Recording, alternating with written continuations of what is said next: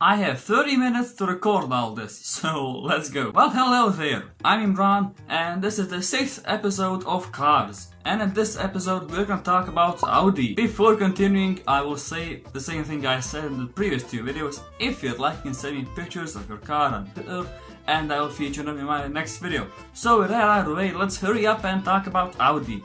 Now, the logo comes first, of course. As you can see, the logo of the Audi consists of the 4 rings. The 4 companies are supposed to represent the 4 oldest German car manufacturers. The left one represents Audi, the next represents DKW, Porsche and Wanderer. The companies joined in 1932 to form the Auto Union. However, when you see this logo and when you see this logo, you can tell that they are quite similar. So, because of that, the World Olympic Committee pursued Audi for the logo, but they lost. That really happened. They didn't do much. With that out of the way, let's get to the history, which is quite long and I have to say quite complicated. Lucky me. In 1899, August Horsch founded this company, Eid Horsch and CR. How do you say this? This is the company name, I don't know how to say it. Yeah, by 1901 they already made their first car. On May 10th, 1904, he made another company, August Horsch and August Horsch and yeah. However, in 1909 he left the company because of the problems with his financial chief. He wanted to make his own new company, but he wasn't able to use Horsch in the company because that was already used.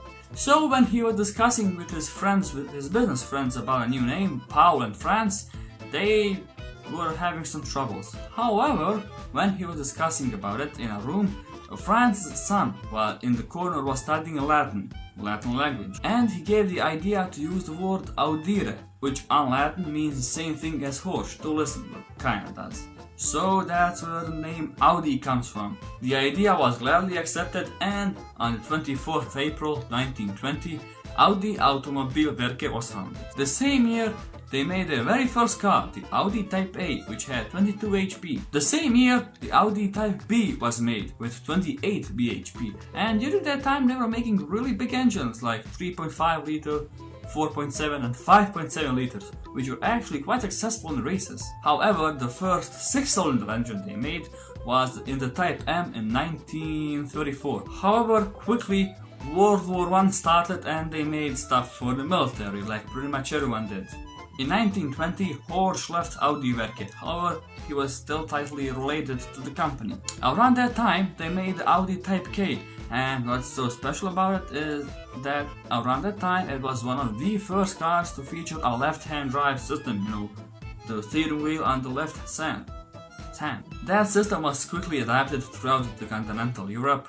I'm looking at you, UK. It was much safer to drive, and especially when overtaking. In August 1928, In August 1929, DKW bought Audi Werke. Around that time when Audi was bought, they were, really big luxury cars with special chassis and stuff.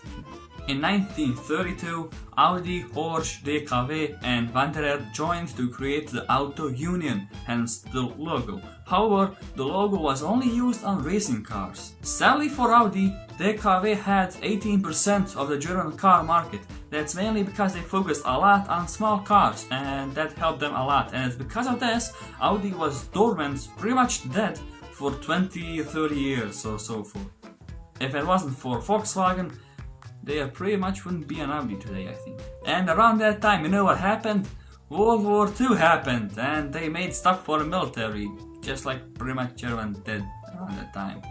Only it was for Nazi Germany, but whatever. However, after World War II, there was one problem. No, it's not because of the bombings and the losses and stuff. As you probably know, Germany after World War II was split in East and West Germany.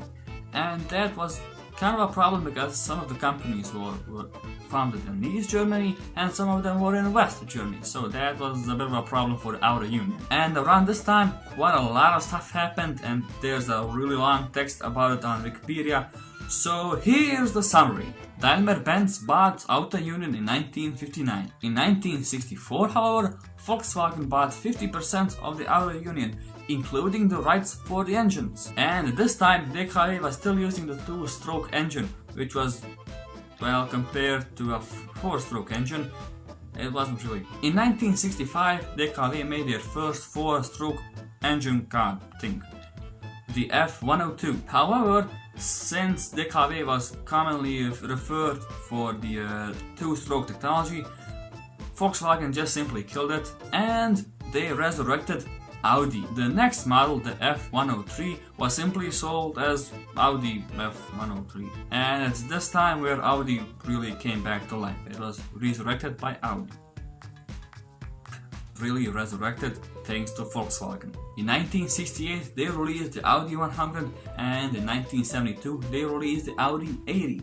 Audi NSU Auto Union was incorporated on 1st of January 1969. In 1970 Audi was introduced to America, and it was also around this time that the Audi 50 was launched and was technically the grandfather of the Golf, of the Volkswagen Golf and the Volkswagen Polo, and the Audi 100 was also kind of the grandfather of Volkswagen Passat. The Audi 80 and the Audi 100 were a huge success. However, the later versions of the Audi 100 have had a bit of an issue with unexpected accelerating. Do some hooty-booty and the engine, the throttle would wide open, and the car would just take off, and it killed some people and injured hundreds of them. However, that was quickly fixed. In 1980, Audi released the OG, the legendary Audi Quattro. And this is probably one of the coolest, the most iconic cars pretty much ever made. It is one of my favorite Audi cars. When they made it, it was simply mesmerized. It won everything there was to win. It won almost all the races and rally stuff. I'm not really into rally, but I know this car won pretty much everything. In the 90s, they introduced the A4 and the A6, which replaced the Audi 80 and Audi 100 respectively. And at that time they made a truckload of new engines, various sizes from 1.4 liter 4-pot to 3 liter and beyond. Really big engines and powerful engines. Yeah. After the 2000s, their sales went really well. They sold a lot of cars, they expanded, they started doing. What's interesting that is Audi introduced a lot of new technologies. One of the best and one of the recent ones is being synthetic diesel, making diesel from, I think it was from carbon dioxide and water, which is really cool. And yeah, after that they made some really nice cars, and one of my personal favorites being the Audi R8. Yeah, so stay tuned because Bentley is coming up next.